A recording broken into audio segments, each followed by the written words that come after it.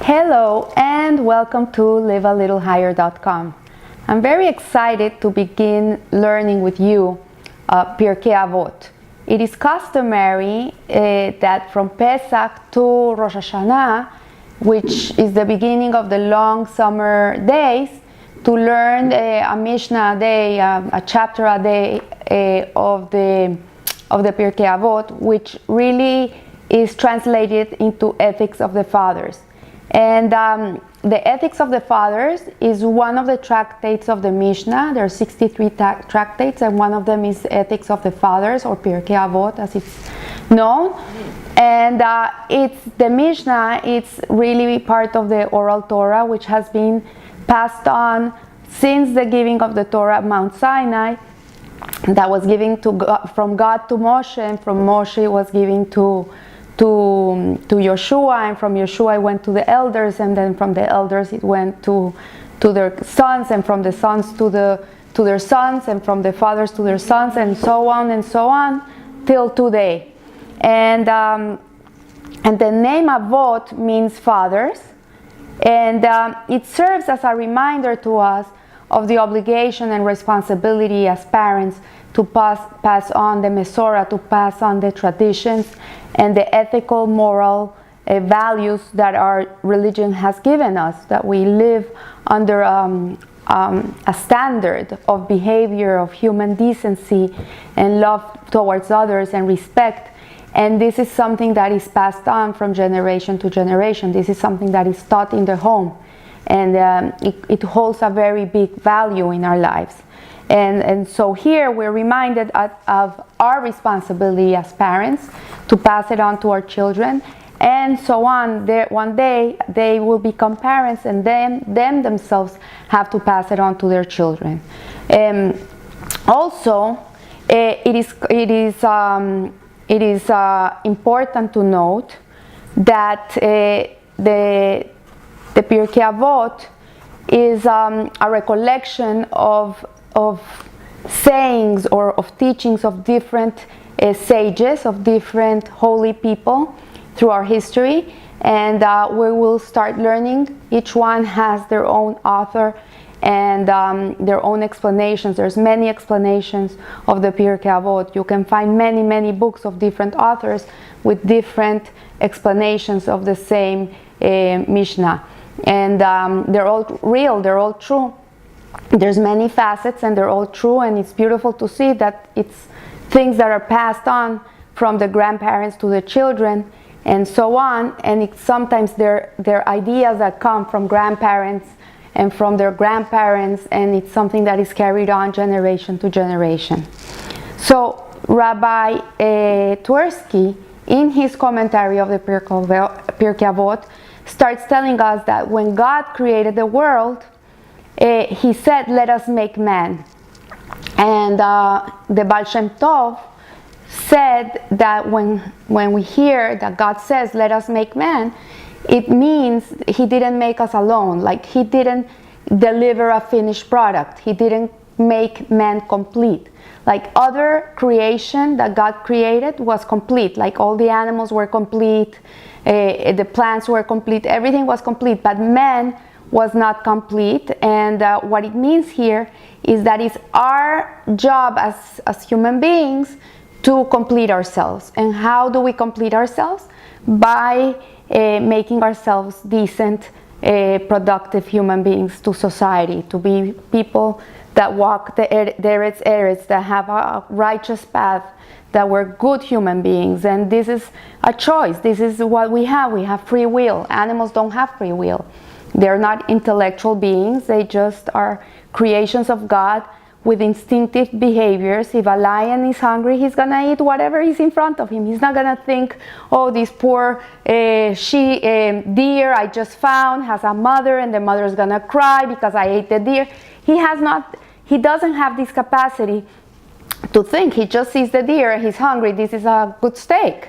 But for a human being, it's a different case. We have the ability to be able to know between good and right and wrong, and we have the ability to be able to contain ourselves. We can be masters of our own desires. We don't need to make our desires in control of us. We have the ability to be masters of ourselves and to be able to choose between right and wrong. And this is what the Baal Shem Tov said, that man was given Behira, free will, and we can choose to be a master of our drives. We don't need to be a slave to all these instinctive, animalistic tendencies. And this is what makes a person, is a person that is able to contain himself. When a person is not able to contain himself, he really is lower than an animal, because he's driven by his desires and he's not being able to fulfill his strength of being able to restrain himself and be able to choose. So he's not being a human being. So we have to participate in our own creation, and the soul needs to be nourished. Rabbi Twerski says, he's a psychologist, he's an expert in human behavior, and he says that many of the maladies of people come from an emotional disease. When people are not emotionally healthy, and they are not growing up in an emotionally healthy place where they know ethically and morally what is supposed to be the way they behave, then they start having all these issues, which could be corrected only with teaching a person how to behave, how to live righteously. And then the minute this person starts living an ethical and moral life, his whole emotional being and everything that's wrong in him will be corrected. So the soul needs nourishment so we can perform in an optimal way, both intellectually and emotionally. And Deretz Eretz, which is, it says here, Deretz Eretz Kodma la Torah, decent behavior precedes Torah. What it's telling us is that Torah, in reality, is a guide to be able to live in a righteous way. Like, Jewish people have to keep 613 mitzvot. We are supposed to live through these mitzvot. This is the fuel that feeds our soul. When a Jew is not living up to their potential, they're not living up to who they should be, then a lot of things start happening inside that are not right. We don't even feel it, but that's the way it is. It's like if you have a Lamborghini and you're pumping regular gas in the Lamborghini needs the extra, most finest gasoline to put into its motor, because it's a very fine motor. So if you want to take care of this engine and this car to be able to fulfill its purpose in the best way, you have to give it the right food. The same way the Jew needs to be nourished in the right way, doing the right things, thinking the right way, speaking the right way, behaving the right way. If we're not living up to this in this way, then we are not fulfilling our potential. So here, before beginning the Pirkei Avot, there's an introduction to it, and this is what we're going to focus on today. And it says, all Israel, Kal Israel, has a share in the world to come. As it is said, and your people are all righteous, they shall inherit the land forever. A branch of my plantings, my handiwork, in which to take pride. And it comes from Isaiah 60:21. And the introduction to the Pirkei Avot begins by encouraging us to be righteous. This is the first thing it's telling us before we even start learning the Pirkei Avot. It's encouraging us to be able to learn about what is a righteous way to live, how we should behave with other people, with ourselves, with Hashem. It's encouraging us to live in a moral way. And then it tells us the world that all Israel has a share in the world to come. And there's a question here between the sages, which world to come is the Mishnah talking about? Is it the world to come where we go after we die? Or is it the world to come when there is going to be the resurrection of the dead?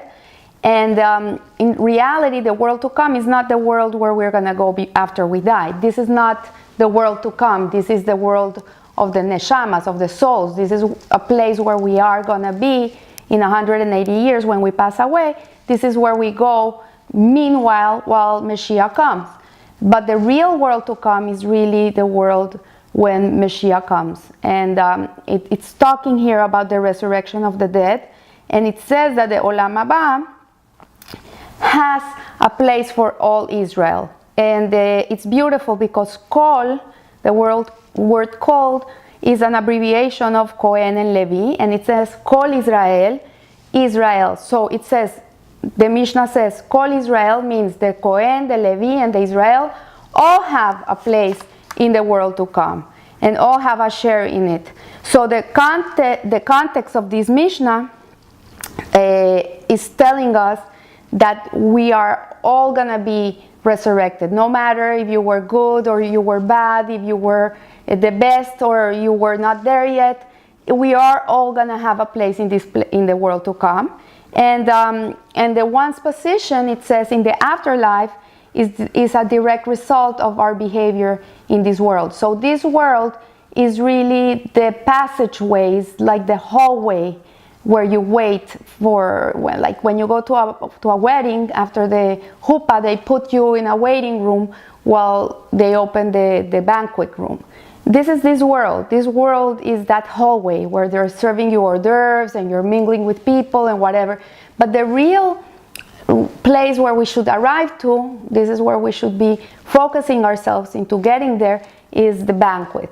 And each person according to their achievement in this world. So if people were very righteous, they're gonna have the first tables, and if people were okay there, they're gonna be in the middle, and the people who didn't do anything are gonna be in the back. So Kol Israel again means that it is achieved as a unit, and for Hashem really the most important thing is that we are together, that we are united.